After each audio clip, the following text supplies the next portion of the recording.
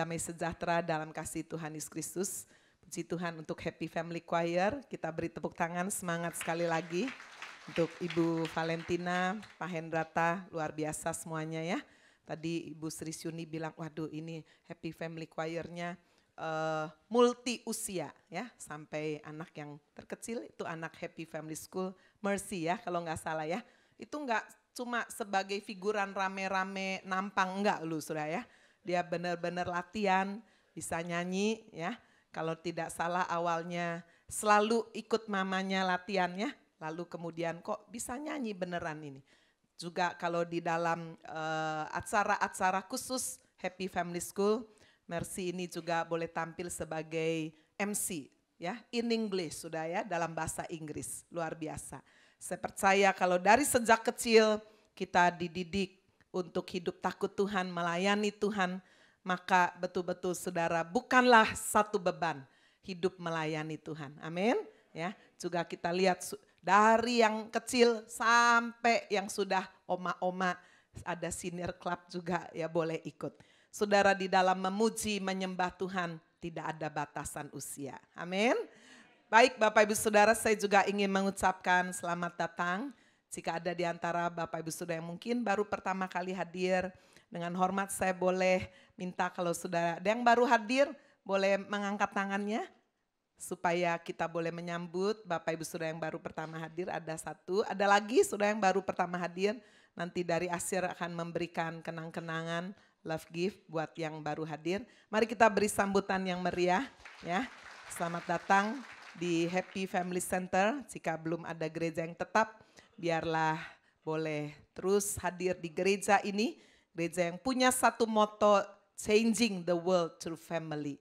Mengubah dunia melalui keluarga. Menjadi gereja yang sangat berpengaruh bagi masyarakat melalui pengajaran, penyembahan, melalui misi dan pemuritan. Bapak Ibu Saudara sekalian, hari ini saya ingin menyampaikan satu kebenaran firman Tuhan dengan satu tema, the total change. Satu perubahan secara total yang disebabkan oleh kebangkitan Kristus. Bapak Ibu Saudara sekalian, seorang hamba Tuhan diwawancara dalam acara televisi di Amerika. Penontonnya adalah tidak semua orang Kristen, bahkan lebih banyak orang sekular. Lalu saudara, satu pertanyaan yang mungkin dicoba untuk bisa menjebak ataupun yang lainnya ya. Tetapi luar biasa saya mendengar satu jawaban yang mantap. Tidak ada ketakutan dan penuh satu keyakinan. Ketika ditanya, mengapa engkau memilih Kristus? Apakah tidak ada pribadi yang lain yang bisa sungguh membawa engkau ke surga? Mengapa engkau menjadi orang Kristen yang percaya Yesus? Lalu saudara dengan tenang hamba Tuhan itu menjawab, seandainya Anda berjalan dan tiba di satu persimpangan, Anda tidak tahu arah mana yang harus diambil, sebelah kiri atau sebelah kanan. Di sebelah kiri Anda melihat ada seorang yang Anda kenal mukanya, seorang yang pandai, seorang yang saleh, seorang yang betul-betul selama hidupnya mengajarkan etika, mengajarkan yang baik, tetapi dia mati. Dia tidak bisa kita tanya, dia sendiri mati, tidak bisa menunjukkan jalan, apalagi menjadi jalan. Tetapi di sebelah kanan saya melihat juga pribadi yang saya tahu mukanya. Dia juga mengajarkan yang baik, mengajarkan yang benar. Tetapi saya lihat dia tidak mati, dia bangkit. Dia tidak lagi terkapar sebagai satu mayat, tapi dia hidup. Kira-kira kalau Anda jadi saya, kata hamba Tuhan itu, Anda akan pilih belok kiri atau belok kanan? Bertanya, dan dia bersedia menjadi jalan untuk memimpin Anda kepada satu kehidupan yang kekal. Bapak Ibu Saudara sekalian, semua orang-orang yang mendengar wawancara interview, semuanya tidak ada komando bertepuk tangan. Siapa nama orang yang sudah mati dan bangkit kembali, saudara?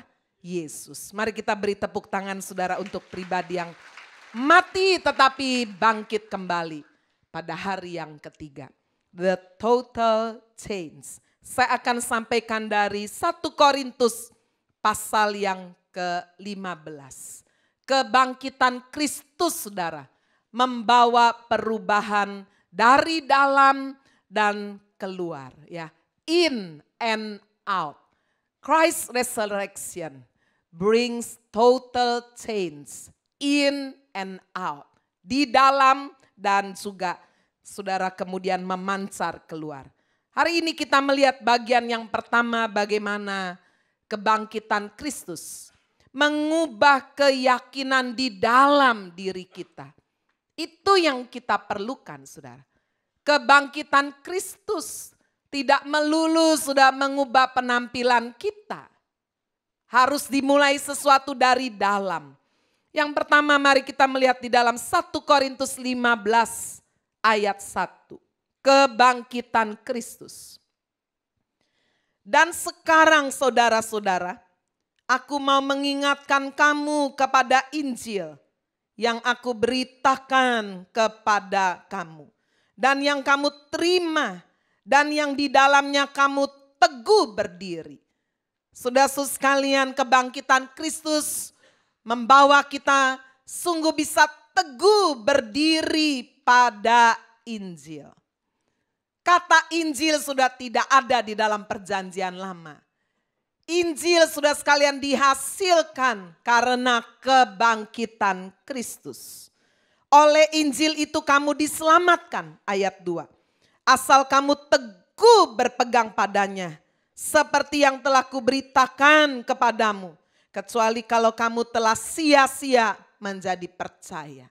Di sini kita melihat saudara sekalian bagaimana kebangkitan Kristus membawa perubahan dari dalam.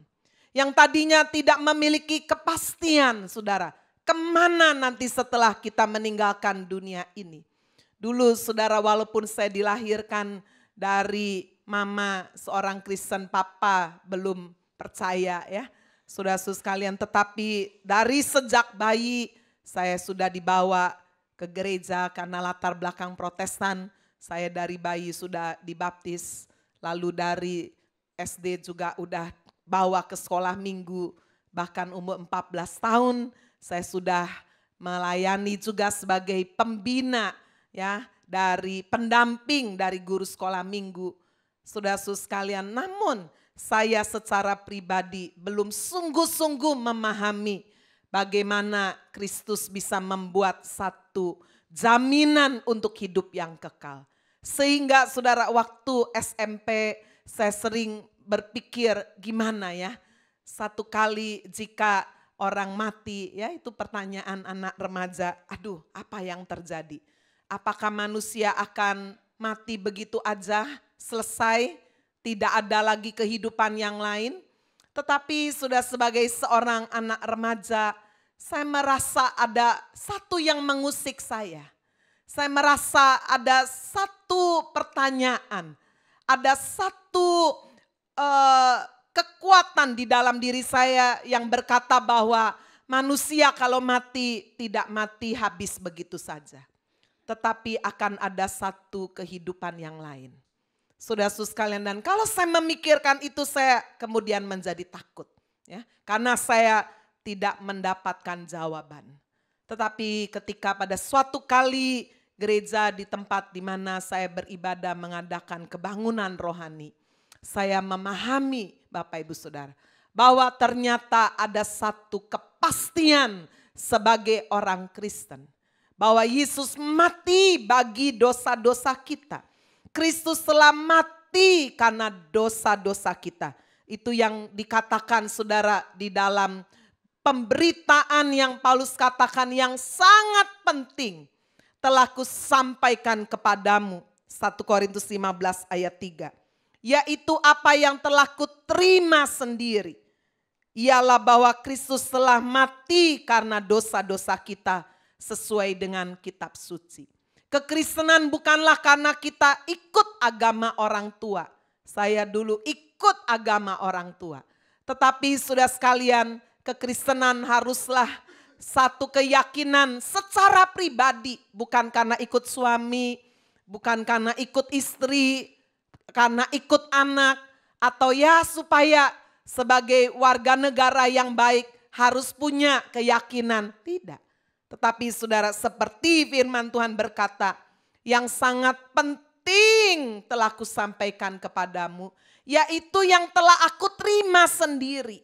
Ya, bukan karena paksaan, bukan juga karena ada hadiah, ada sogokan, enggak ada. Ada insentif, tidak ada. Tapi karena keyakinan yang telah kuterima sendiri. Bahwa Kristus telah mati karena dosa-dosaku. Amin saudara. Secara pribadi. Setelah saya memahami kebenaran ini. Saya tidak lagi mengalami ketakutan. Saya memiliki satu kepastian akan masa depan. Kematian Kristus menjadi berkat saudara. Menyelamatkan. Kematian Kristus tidak sama dengan kematian manusia pada umumnya di dunia ini. Manusia mati sudah ada yang karena sakit, karena kecelakaan, atau mungkin karena dibunuh ataupun yang lain-lain. Ada juga yang dihukum mati. Tetapi Kristus, walaupun saudara dia dihukum mati, dia dijatuhkan saudara satu hukuman yang berat, hukuman salib. Tetapi hukuman itu dipikulnya sudah ditanggungnya. Bukan karena kesalahan dia. Tetapi karena dia menanggung kesalahan dan dosa-dosa kita. Filipi pasal 3 ayat 10b. Saudara, ini menjadi salah satu tujuan hidup dari seorang yang secara pribadi mengalami sendiri. Yang kuterima sendiri. Yaitu Kristus telah mati karena dosa kita. Itu sebabnya Paulus berkata, yang ku kehendaki adalah mengenal dia dan kuasa kebangkitannya. Mengenal Kristus tidak boleh dipisahkan dengan kebangkitannya. Mengenal Kristus bukan salah satu pilihan saudara. Tetapi seharusnya menjadi satu-satunya pilihan.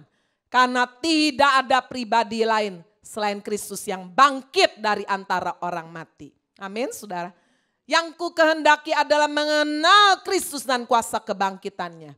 Bersekutu di dalam penderitaannya. Di mana aku menjadi serupa dengan dia. Dalam kematiannya.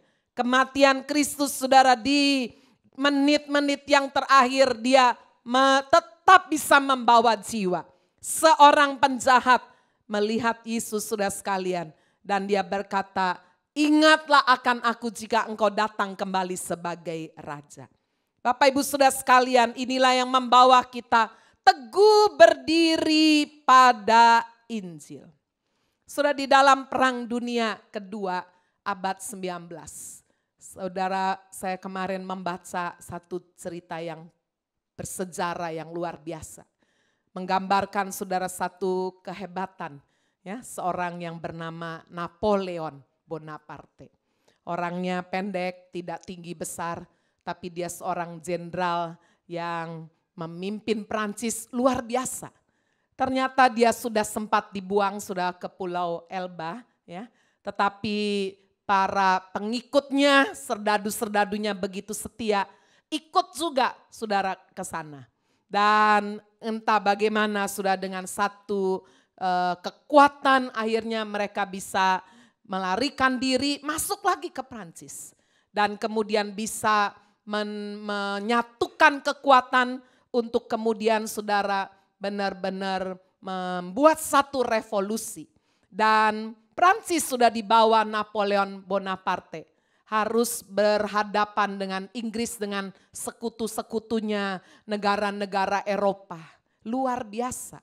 Bapak Ibu saudara sekalian, dan itu adalah satu peperangan yang sangat bersejarah.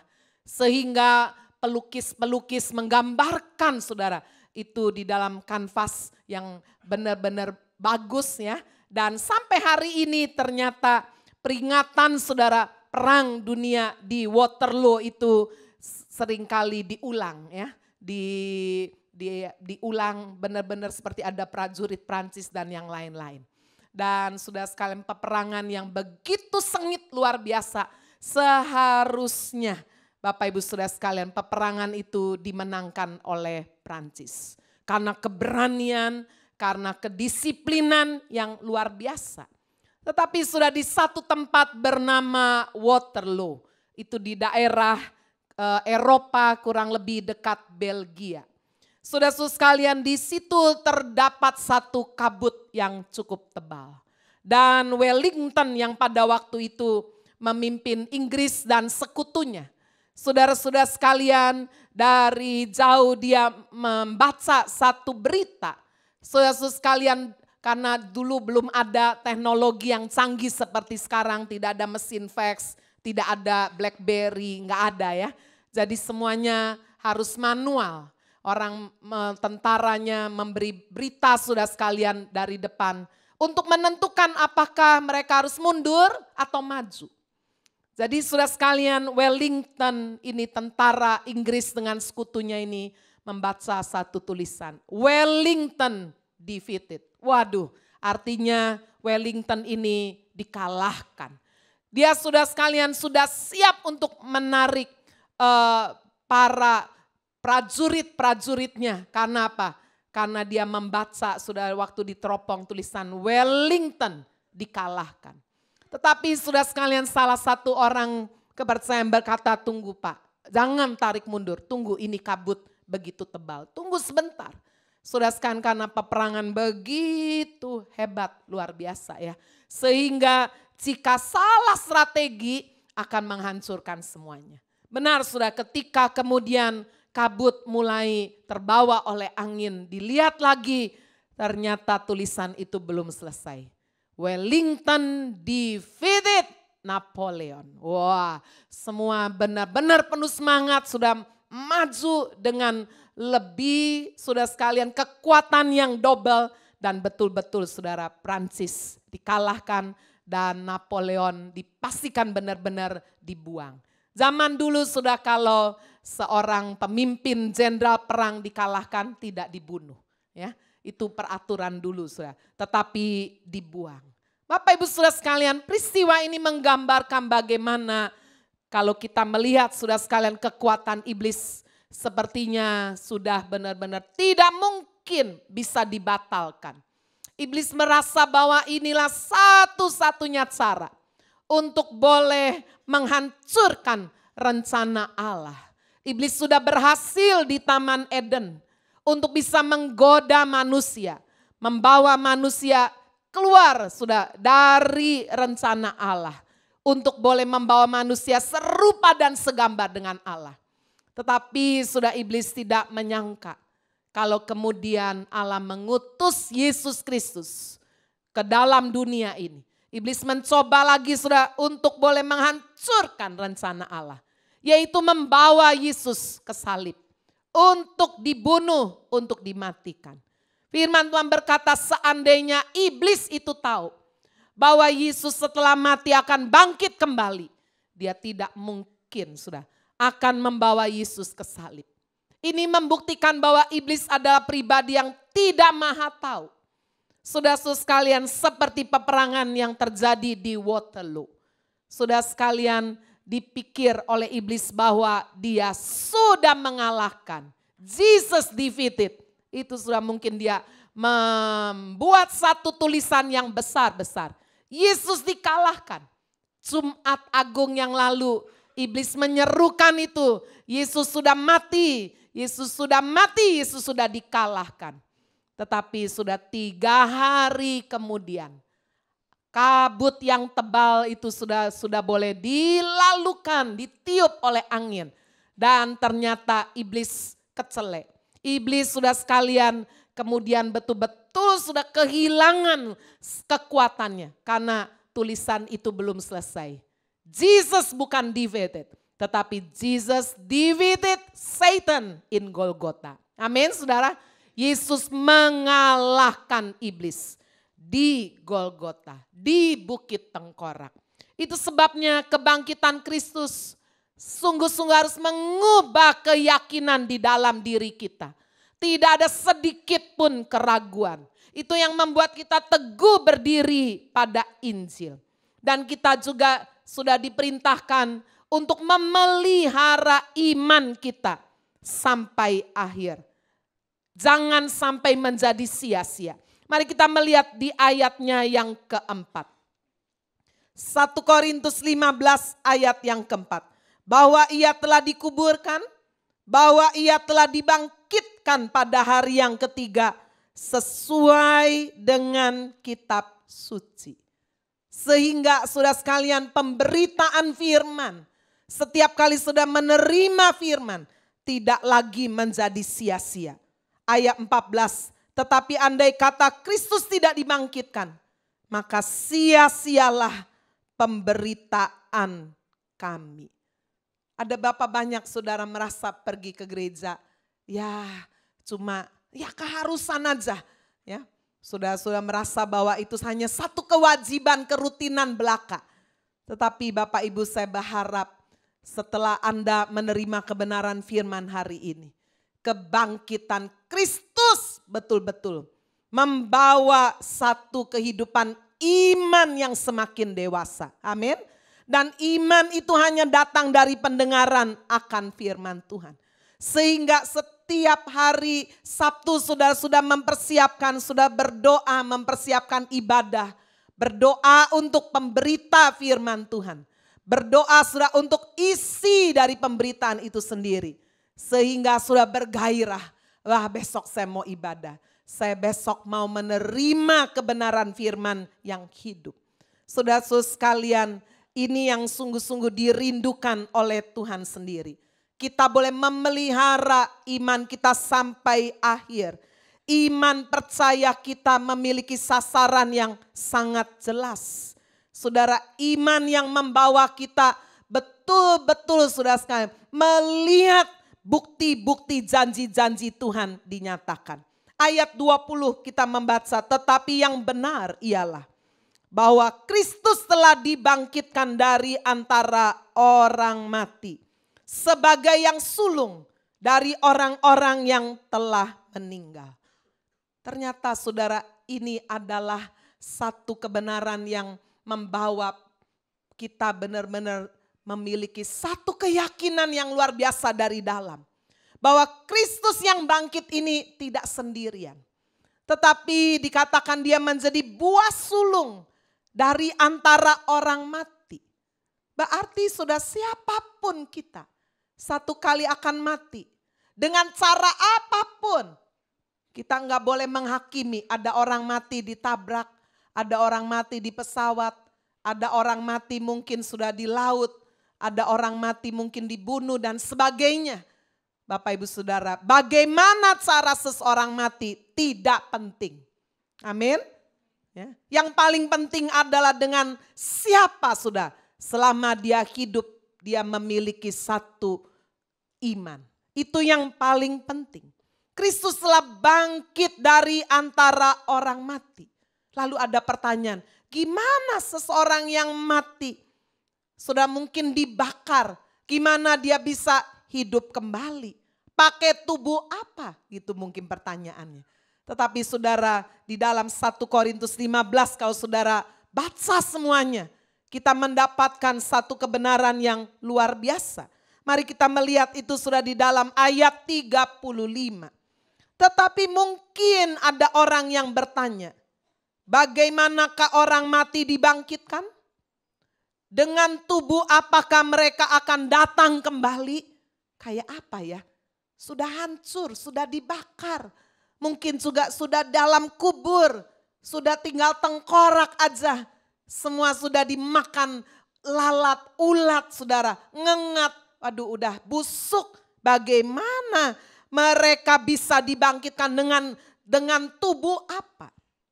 Paulus saudara menjawab, hai engkau orang bodoh. Apa yang engkau sendiri taburkan tidak akan tumbuh dan hidup kalau tidak mati dulu. Saudara, kalau saudara lihat buah mangga, dari mana saudara sekalian buah mangga itu bisa dihasilkan? Dari satu biji yang bentuknya sama sekali tidak mirip dengan buahnya. Betul nggak saudara? Coba saudara lihat durian. Dari buahnya, wah, bagaimana saudara bisa memastikan dari biji durian yang polos? Ya mungkin orang bilangnya apa ya, peloknya ya itu ya. Loh kok bisa muncul satu buah yang kulitnya ada duri-durinya? Saudara lihat rambutan lain lagi, ada rambut-rambutnya. Ada buah apel, ceri, kok bisa? Dari biji yang ada yang kecil sekali, kok bisa tumbuh menjadi buah yang begitu bagus? Seperti itu saudara, firman Tuhan memberi jawab. Kita tidak usah pusing dengan tubuh yang akan hancur, tubuh yang akan busuk, tubuh yang akan mati. Saudara, kita semua akan dibangkitkan dengan tubuh sorgawi. Amin. Itu janji Tuhan di ayat 40.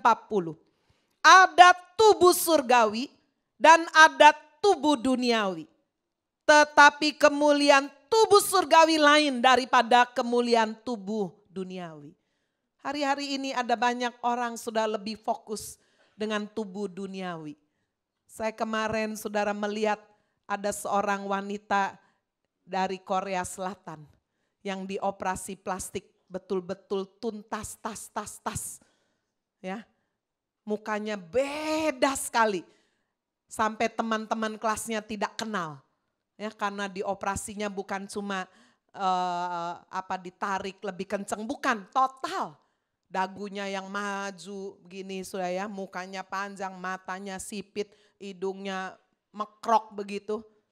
Diubah total, benar-benar cantik. Bapak Ibu Saudara sekalian, berapa banyak orang fokus dengan tubuh dunia ini. Berani mengeluarkan uang ratusan juta, mungkin bisa miliar juga. Sudah berani mengorbankan saudara sekalian segala upaya untuk mendapatkan tubuh duniawi. Tapi berapa sering kita berjuang dengan keras untuk saudara mempertahankan, memelihara iman kita sampai akhir. Amin. Supaya kita kelak bisa memiliki tubuh surgawi. Tubuh yang tidak lagi bisa binasa. Tubuh rohani kata firman Tuhan ayat 44. Yang ditaburkan adalah tubuh alamiah.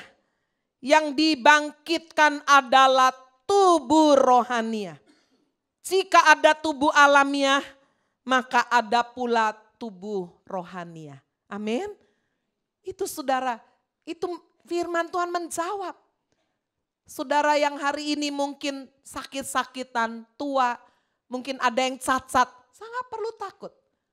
Ketika kita meninggalkan dunia ini, sudah tubuh jasmani kita akan menjadi satu dengan tanah. Atau mungkin menjadi hancur. Tetapi firman Tuhan berkata kita akan dibangkitkan dengan tubuh surgawi. Yesus menjadi buah sulung. Tubuhnya adalah tubuh kemuliaan. Itu sebabnya waktu Yesus menampakkan diri kepada murid-muridnya, dia bisa tembus tembok. Dia bisa tembus pintu. Wah, luar biasa. Tubuh secara rohani surga. Saudara, Yesus masih menunjukkan lubang paku. Ya, saya baca ada orang juga usil bilang begini. Ya Yesus waktu bangkit masih bisa ditandai bekas lubang pakunya oleh Thomas. Ya lama-lama kan sembuh, nutup sendiri katanya lubangnya. Waduh, ini orang pakai logika yang saya yakin sampai hari ini Yesus dengan tubuh kemuliaan masih ada lubang bekas paku. Amin. Bukan karena ada lubangnya terus nutup-nutup sendiri. Tidak. Tetapi sudah sekalian dengan tubuh surgawi. Yesus juga bisa makan ikan goreng. Wah ya. Waktu ketemu dengan murid-muridnya dengan tubuh yang baru dia masih bisa makan. Wah saudara bayangkan seperti apa ya Bu. Nanti tubuh kita di surga. Yang jelas bukan seperti sekarang. Di surga tidak ada lagi kawin mengawinkan. Amin. Itu sebabnya kita menolak saudara ide bahwa nanti di surga kita dilayani bidadari-bidadari. Enggak ada. Ya. Saudara kita memiliki tubuh kemuliaan. No sex there, tidak ada lagi. Di sana saudara sekalian tidak ada lagi air mata kata firman. Tidak ada lagi penderitaan, tidak ada lagi sakit penyakit. Yang ada adalah pujian penyembahan yang kita berikan bagi Yesus Tuhan Raja kita yang sudah bangkit. Amin. Mari kita beri tepuk tangan kemuliaan bagi Kristus. Itulah pengharapan yang saudara dan saya punya. Saudara tidak perlu terlalu khawatir dengan muka yang mungkin karena usia berkerut-kerut, nggak perlu terlalu khawatir. Amin. Satu kali kelak saudara sekalian, kita akan bangkit dengan tubuh yang baru. Tidak pernah akan mati kembali. Kebangkitan Kristus harus sudah betul-betul mengubah keyakinan di dalam ini. Sehingga sudah sekalian keyakinan yang kuat dari dalam hidup kita. Membawa kita juga bagian yang kedua. Mengubah gaya hidup kita. Kebangkitan Kristus mengubah saudara sekalian hal-hal yang di luar. Jadi bukan dari luar ke dalam, tapi in, out. Dari dalam keluar. Amin sudah. Mari kita melihat sudah perubahan yang pertama. Kita membaca 1 Korintus 15 ayat 10. Tetapi karena kasih karunia Allah, aku adalah sebagaimana aku ada sekarang. Dan kasih karunia yang dianugerahkannya kepadaku tidak sia-sia. Sebaliknya aku telah bekerja lebih keras daripada mereka semua. Tetapi bukannya aku, melainkan kasih karunia Allah yang menyertai aku. Bapak Ibu Saudara, kebangkitan Kristus mengubah lifestyle kita. Mengubah gaya hidup kita. Dulu sebelum kita memahami dan menyadari betul-betul Yesus sudah bangkit dari antara orang mati. Dan kita juga akan mengalami kebangkitan tubuh. Semua kita dulu mengandalkan kekuatan kita. Sekolah, belajar, kerja, nikah, saudara, untuk mencapai kesuksesan, untuk bisa mengalami kehidupan yang bahagia. Dulu kita semua mengandalkan kekuatan kita sendiri. Atau mengandalkan sudah kekuatan orang lain. Apa yang firman Tuhan berikan kepada kita saudara, jika kita memiliki sikap seperti itu. Yeremia 17 ayat 5 firman Tuhan berkata, beginilah firman Tuhan. Terkutuklah orang yang mengandalkan manusia, yang mengandalkan kekuatannya sendiri, dan yang hatinya jauh daripada Tuhan. Ia akan seperti semak bulus di padang belantara. Ia tidak akan mengalami datangnya keadaan baik. Ia akan tinggal di tanah angus di padang gurun, di negeri padang asin yang tidak berpenduduk. Bapak Ibu Saudara sekalian, lifestyle kita, gaya hidup kita harus berubah. Kalau di sini ada anak-anak remaja, anak muda, saudara sekolah, andalkan Tuhan. Saudara didik anak-anak saudara mengandalkan Tuhan dari sejak kecil. Mulai bangun pagi, bawa mereka berdoa. Kenapa sudah orang Kristen harus mewarnai seluruh hidupnya dengan doa? Karena itu bukti bahwa kita mengandalkan Tuhan. Amin. Ya, mau makan kenapa berdoa?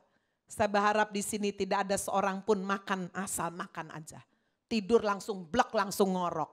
Waduh, ya. Apakah sudah bisa pastikan besok pasti masih bisa bangun lagi?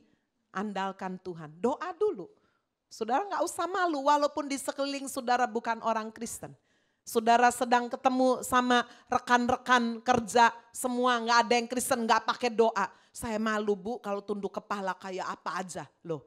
Firman Tuhan berkata jika kita malu mengaku nama Yesus di hadapan banyak orang. Yesus akan malu juga mengaku. Bapa di surga akan malu juga mengaku nama kita di hadapan para malaikat. Amin. Gak perlu malu. Ya doa tentu enggak lebay-lebay lah ya. Ya doa tundukkan kepala saudara. Ya 1 menit aja jangan 5 menit. Wah ya itu juga terlalu berlebihan. Andalkan Tuhan. Saya membiasakan diri saudara waktu saya mengerti bahwa Yesus ada dalam hati saya. Setiap kali saya mau ulangan ujian saya pasti berdoa. Ya, betul-betul saudara mewarnai hidup dengan doa. Saya mau naik kereta api, mau naik mobil, pergi saudara sekalian bersama suami kemana saja. Awali dengan doa. Amin. Betul sudah akan merasa berbeda semuanya. Di sini kalau ada yang pacaran mulai dengan doa. Saya yakin kalau pacaran mulai dengan doa enggak macam-macam. Tuhan Yesus hadirlah, kami mau pacaran nih, dating. Tuhan Yesus hadir ya. Wah pasti ya enggak meraba-raba yang enggak tuh. Ada Yesus ini. Amin. Saudara mau melakukan bisnis.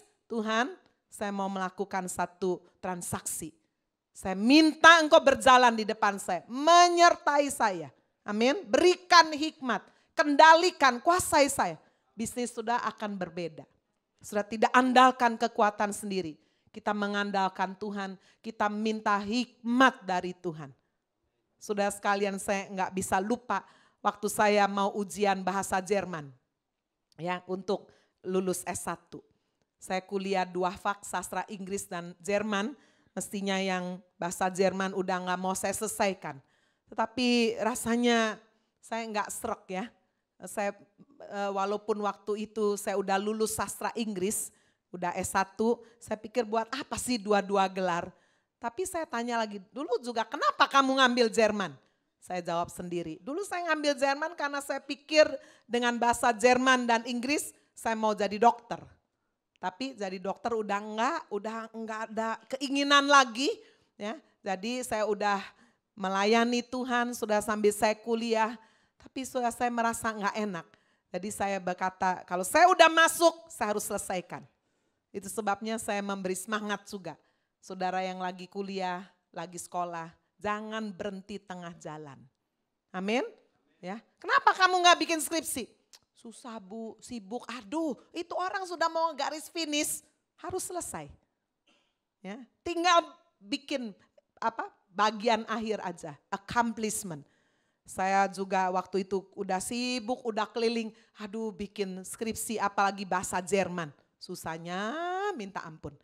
Tapi saya berkata Tuhan kalau saya nggak selesai, satu kali saya khotbah, saya ngomong apa ya bersaksi nggak ada isinya ini. Jadi saudara-saudara sekalian saya akhirnya minta benar-benar pertolongan Tuhan. Saya susun skripsi saya bahasa Jerman, sudah ada dosen pembimbingnya. Tepat kurang lebih saudara mungkin waktu itu mau 3 minggu lagi ya mau masuk sidang. Itu saya diperiksa oleh sponsor yang pertama kan mestinya udah oke. Tapi entah bagaimana saya juga nggak ngerti ya. Tapi di atas semuanya saya yakin kalau menengok ke belakang Tuhan izinkan hambatan-hambatan terjadi. Supaya kita tidak bergantung pada kehebatan kita. Jadi saya udah jadi tuh skripsi. Dibanting gitu aja lu saudara. Apa ini skripsi kayak mau jadi doktor aja katanya. Ketebelan. Ayo ringkas jadi kurang lebih separohnya. Mateng ini. Ya, bikin skripsi itu saudara lebih gampang buat daripada merombak. Ya udah jadi nih. Yang mana Pak? Nggak tahu kamu benerin sendiri. Tinggal 3 minggu gimana ini benerin sendiri. Kalau kamu nggak bisa nggak usah wisuda. Karena dia juga mungkin lihat saya udah sekolahnya double ya. Dia agak nggak seneng juga. Dulu saya murid kesayangan tapi waktu dia tahu saya sekolah di tempat lain. Kalau bentrok jamnya saya lebih pentingin yang sastra Inggris. Jadi ini kayaknya balas dendam. Wah ya udah Pak ya. Wah saya berdoa Tuhan gimana ini, saya bisa nggak lulus ini. Saudara-saudara sekalian tapi saya ngomong begini, Roh Kudus tolong penuhi saya. Dengan kepandaianmu, dengan hikmatmu. Saya percaya bahwa Roh Kudus juga bisa bahasa Jerman. Amin ya. Jadi saya bilang tuntun saya benar-benar sudah dikuatkan saya bisa menyelesaikan itu. Waktu kemudian saya bisa masuk kepada bagian yang pertama skripsi sudah selesai. Pas sidang saya sakit flu sangat amat berat. Waduh udah meleleh terus kepala pusing mungkin karena terlalu berat ya. Jadi saya bingung gimana ini besok mau sidang. Waktu itu saya masih ingat sidang ikut ujian skripsi syaratnya apa? Harus pakai kebaya. Iya benar sudah. Aduh macem-macem dulu. Saya nggak tahu di sini ada yang alami itu nggak. Jadi udah pakai kebaya, seret semua, aduh udah ini meler terus. Saya nggak bisa belajar. Jadi saya mengandalkan Tuhan, saya berdoa Tuhan tolong. Saya besok di sidang ada dosen-dosen dari sekolah-sekolah lain, universitas lain dari universitas negeri juga, dari IKIP. Ini katanya killer. Tuhan tolong saya udah nggak bisa belajar. Dan waktu saya berdoa saudara. Itu Tuhan tuntun saya untuk menghafalkan satu puisinya Goethe. Ya, saya kan bahasa Jerman, Goethe panjang. Saya bilang aduh ini udah kepala cenyut-cenyut, tuing-tuing suruh ngapalin puisi. Apa hubungannya? Nggak ada hubungannya nih sama skripsi saya. Tapi sudah begitu saya balik-balik ini, kenal lagi, udah hafalin. Akhirnya saya hafalin. Jadi saya belajar yang lain cuma kebet-kebet aja lihat skripsi saya. Udah nggak kuat, besok saya berangkat. Saya hafalin lagi itu sambil tidak mengerti ngapainnya. Nah rupanya sudah waktu saya dihadapkan sama dosen-dosen penguji. Saya ketemu yang pertama ini yang killer ini. Ya, dia mungkin jurusan saya kan STBA Sekolah Tinggi Bahasa Asing dari ABA ya.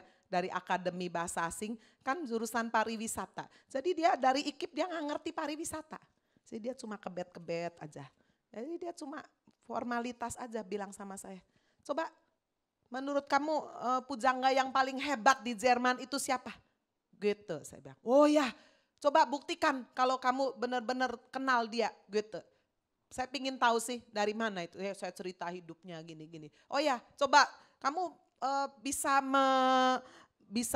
memberi contoh tidak satu karyanya gitu. Oh bisa. Loh saya hafal, saya keluarin gini-gini. Dia bengong. Kan saya ngomong puisinya itu kan pakai bahasa Jerman kan. Dia bengong. Saya lihat sendiri. Dia langsung tulis A. Semua saudara udah kena yang killer ini saya dikasih A. Yang lain cuma formalitas, saya nggak sampai 15 menit. Cuma ditanya basa-basi, yang killer ini yang paling susah saya udah bisa lewat. Yang ini cuma udah semua kasih saya A. Jadi ini hidung meler, kepala pusing, keluar nilainya A. Waduh saya bilang Tuhan ini kalau Tuhan yang atur luar biasa. Saya baru ngerti kenapa harus menghafal puisinya gitu. Saya tanya teman-teman yang lain, tadi kamu ditanya sama Ibu IKIP itu enggak suruh itu gitu. Enggak ada, enggak ngurusi itu sama sekali. Wah berarti saya spesial. Amin. Mengandalkan Tuhan dari sejak itu saudara. Sampai kemudian saya melayani Tuhan di usia yang sangat muda. Mengandalkan Tuhan. Saudara apa yang Paulus katakan di 1 Korintus 15 ayat 10. Karena kasih karunia. Aku adalah sebagaimana aku ada sekarang. Amin saudara. Ini gaya hidup kita. Hidup apa adanya. Jangan hidup itu ada apanya. Lain lu saudara. Hiduplah apa adanya. Jangan sombong. Kalau saudara bisa berhasil karena sudah punya gaya hidup yang lain Tuhan. Hidup saya adalah karena kasih karunia. It's because of grace. Jadi kalau saya berhasil, saya lulus cum laude, saya jadi bisa juara, mungkin yang lain saudara berhasil dalam bisnis. Saya bilang, kok aneh ya? Semua karena kasih karunia. Itu membuat kita tidak sombong. Tapi kalau saudara karena kekuatan sendiri, tenaga sendiri, saudara bilang apa? Wah saya kerja keras, saya hebat. Gitu kan. Hidup saudara berubah. Hidup tidak sombong tapi juga nggak minder. Amin.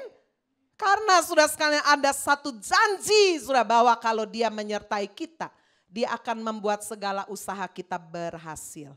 Amin. Ya, Filipi pasal 3 ayat 13 Paulus berkata apa? Apa yang dahulu aku anggap itu hebat, keuntungan aku anggap sampah sekarang. Aku berlari-lari. Ya, itu menggambarkan apa saudara? Kalau kita memiliki gaya hidup itu karena kasih karunia. Bukan hasilnya adalah kemudian kita hidup itu apa adanya.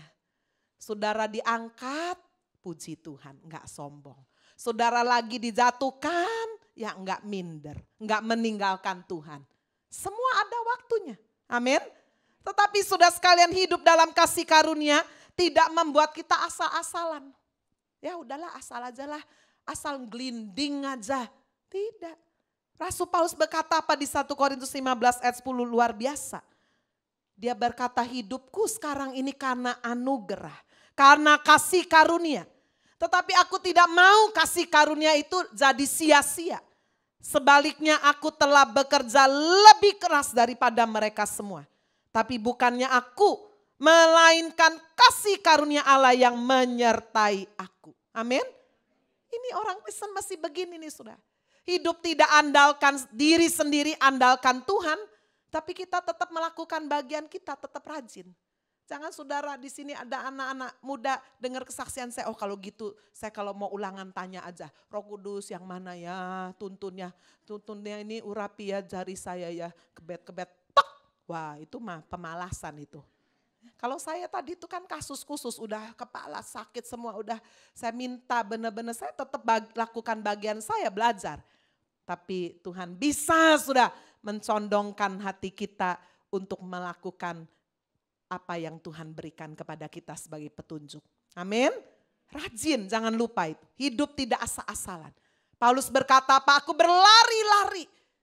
Dia tidak berkata aku berjalan lenggang kangkung. No, aku berlari-lari kepada tujuan itu untuk memperoleh hadiah. Ayat 58 dari 1 Korintus 15. Karena itu saudara-saudaraku yang kekasih, berdirilah teguh, jangan goyah. Dan giat selalu dalam pekerjaan Tuhan. Amin. Jangan lembek. Saudara kerja apa saja seperti untuk Tuhan. Lakukan sungguh-sungguh. Di sini yang masih sekolah, kuliah, saudara yang sedang melihat melalui live streaming, bekerja sungguh-sungguh seperti untuk Tuhan. Saudara ibu rumah tangga, lakukan kewajiban saudara seperti untuk Tuhan. Saya percaya kalau kita melakukan bagian kita karyawati, karyawan, saudara pengusaha, pebisnis, saudara dokter, ilmuwan siapa aja. Termasuk saya hamba Tuhan. Saya melakukan dengan sungguh-sungguh seperti untuk Tuhan. Firman Tuhan berkata, sebab kamu tahu bahwa dalam persekutuan dengan Tuhan, jerih payahmu tidak sia-sia. Amin. Itu gaya hidup yang pertama saudara. Gaya hidup di dalam kasih karunia yang kita responi dengan kerajinan. Yang kedua saudara, gaya hidup kita akan keluar dari zona nyaman. Coba kita lihat di ayat 30 dari 1 Korintus 15. Kami juga mengapakah kami setiap saat membawa diri kami ke dalam bahaya? Saudara-saudara, tiap-tiap hari aku berhadapan dengan maut demi kebanggaanku akan kamu dalam Kristus Yesus. Tuhan kita, aku katakan bahwa hal ini benar. Wow. Sudah percaya Tuhan, sudah melayani Tuhan, kok masih ada masalah? Ya ini jawabannya. Amin saudara. Jadi Kristen itu bukan seperti saudara minum painkiller. Loh Bu, saya udah jadi Kristen kok masih ada persoalan sih? Kok masih bisa sakit? Sudah introspeksi dulu kenapa sakit. Mungkin saudara enggak jaga diri, enggak jaga tubuh kita. Kenapa saudara masih mengalami kerugian? Ya mungkin saudara salah perhitungan. Itu sebabnya saudara sekalian. Hidup keluar dari zona nyaman. Paulus berkata apa? Setiap hari aku berhadapan dengan maut. Berani menghadapi resiko dalam hidup. Amin. Gaya hidup orang percaya seperti ini. Saudara mentalnya itu kuat. Mengalami kegagalan, mengalami kekalahan, mengalami kejatuhan. Enggak hancur. Dikritik, enggak langsung lemes. Bangun lagi. Saya kalau bicara dikritik udah dari dulu saudara. Ya, dari sejak remaja. Dari sejak kuliah. Dulu pendiam dikritik. Orang kok nggak ada ngomongnya sama sekali. Kayak bisu aja. Wah, nggak ada tertawanya sama sekali kayak gunung es. Salah lagi ya. Benar dikritik sudah. Saya melayani Tuhan dikritik. Bisa apa ini? Perempuan muda, kurus, culun. Waduh, dikritik terus. Dosen kritik saya. Nanti kamu pulang bilangnya di cermin, kalau saya adalah bodoh. Bayangin. So kalau kita dengar kritikan orang yang gak pernah maju. Tapi waktu dikritik kita bilang apa? Saya introspeksi. Aduh saya dulu memang gak pinter sudah, bener. Makanya kalau saudara bilang Bu Agnes itu pinter. Itu hanya karena anugerah. Saya hanya meresponi, saya mau bekerja dengan sungguh-sungguh, rajin, itu aja. Jadi sudah dosen saya aja bilang kamu nih bodoh. Saya diam aja. Tapi saya berkata Tuhan menurut kacamata dunia saya bodoh, enggak apa-apa. Kata firman Tuhan yang bodoh dari Allah lebih baik daripada yang paling hebat dari dunia. Amin. Ya. Jadi saudara-saudara sekalian, berani hadapi resiko. Melayani dikritik. Kenapa enggak kawin-kawin? Orang Indonesia itu usil saudara. Enggak kawin ditanya terus. Sudah kawin juga ditanya. Saudara enggak punya anak juga dikritik. Banyak anak dikritik. Betul enggak saudara? Ya, semua kritik. Jadi saudara-saudara sekalian itu sebabnya itu termasuk kita berani menghadapi resiko dalam hidup. Melayani Tuhan dikritik lagi. Ya, ini Paulus berkata apa? Aku setiap hari menghadapi persoalan, keluar dari zona nyaman. Tapi apa yang dia lakukan? Dia tetap maju. Dia beritakan Injil walaupun penjara sudah menghadang dia. Apakah dia di penjara jadi diam? Tidak. Di penjara pun dia beritakan Injil. Sampai tentara yang dibelenggu bersama dia juga bertobat. Amin, saudara. Di sini siapa yang sedang menghadapi zona yang tidak nyaman? Bersyukurlah. Coba kita baca sudah apa yang menjadi sikap Paulus luar biasa. 2 Korintus 4 ayat 8. Dalam segala hal kami ditindas, namun tidak terjepit. Kami habis akal, namun tidak putus asa. Kami dianiaya, namun tidak ditinggalkan sendirian. Kami dihempaskan, namun tidak binasa. Amin. Saya juga kadang-kadang, aduh Tuhan sudah 12 tahun melayani kok masih aja ya pergumulannya. Belum nanti dari Happy Family School, belum dari STT. Terus saya waktu baca ayat ini, iya benar ya. Habis akal ini Tuhan, gak tahu mesti gimana lagi. Tapi tidak putus asa. Terjepit ini Tuhan rasanya ditindas. Tapi kata firman Tuhan, engkau tidak ditinggalkan sendirian. Amin. Itu gaya hidup orang percaya. Lifestyle-nya berbeda. Yang ketiga, hidupnya punya tujuan yang mulia. Bukan hanya makan minum kata firman. 1 Korintus 15 ayat 32. Kalau hanya berdasarkan pertimbangan-pertimbangan manusia saja, aku telah berjuang melawan binatang buas di Efesus. Apakah gunanya hal itu bagiku? Jika orang mati tidak dibangkitkan, maka marilah kita makan dan minum sebab besok kita mati. Sudah kita harus mengubah gaya hidup kita. Hidup orang percaya bukan hanya untuk hari ini, bukan hanya untuk makan dan minum. Saya udah menyampaikan minggu lalu, jangan merusakkan, bukan minggu lalu, beberapa minggu yang lalu. Jangan merusakkan pekerjaan Allah karena makanan. Amin saudara. Sebab kerajaan Allah bukan soal makan dan minum. Kerajaan Allah adalah soal kebenaran, soal damai sejahtera, sukacita oleh Roh Kudus. Kita tidak hidup untuk makan, tapi kita makan hanya untuk hidup memuliakan Tuhan. Apa saja yang kita lakukan termasuk makan dan minum, lakukanlah di dalam nama Tuhan Yesus. Jadi jangan sampai hanya karena makan dan minum, saudara berdosa. Tadi pagi di surat kabar kita baca satu keluarga bunuh diri hanya karena gak bisa makan dan minum. Amin. Tapi saudara kita orang percaya firman Tuhan berkata apa? Lihatlah burung di udara. Tuhan tidak pernah lalai untuk memberi makan. Apalagi kita orang yang percaya. Bagian kita cari dulu kerajaan Allah dan kebenarannya. Semuanya akan ditambahkan. Sekarang kita lihat saudara. Bagian yang terakhir. Gaya hidup kita. Perhatikanlah pergaulan hidup. Penting sekali. Supaya apa? Supaya kita bisa tetap teguh dalam iman. Supaya kita bisa tetap berjuang memelihara sampai pada akhirnya. Mari kita baca ayat terakhir 1 Korintus 15 ayat 33. Janganlah kamu sesat. Pergaulan yang buruk merusakkan kebiasaan yang baik. Pergaulan yang buruk bisa menyesatkan. Bisa membawa kita keluar dari jalan yang benar. Pergaulan yang buruk, saudara, bisa merusak kebiasaan yang baik. Sebaik apapun saudara. Kalau saudara terjunkan diri saudara dengan pergaulan yang buruk. Saudara gak pernah gosip. Tapi coba kalau teman-teman saudara itu gosip terus. Ketularan. Ya, saudara dulu gak merokok. Tapi temannya ngerokok terus. Merokok juga lama-lama. Saudara dulu gak suka shopping. Tapi temannya shopping. Ketularan juga. Benar gak saudara? Ya, pergaulan yang buruk merusak kebiasaan yang baik.